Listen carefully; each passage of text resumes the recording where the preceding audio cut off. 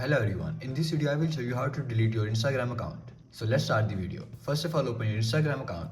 Now click on three lines here. Now account center. Now personal details.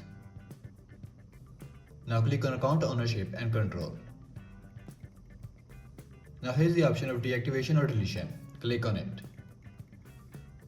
Now select your account. Now there are two options, deactivate your account or delete your account permanently.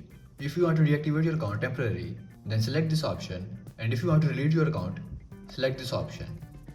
Now click on continue. Now select the reason. Again continue.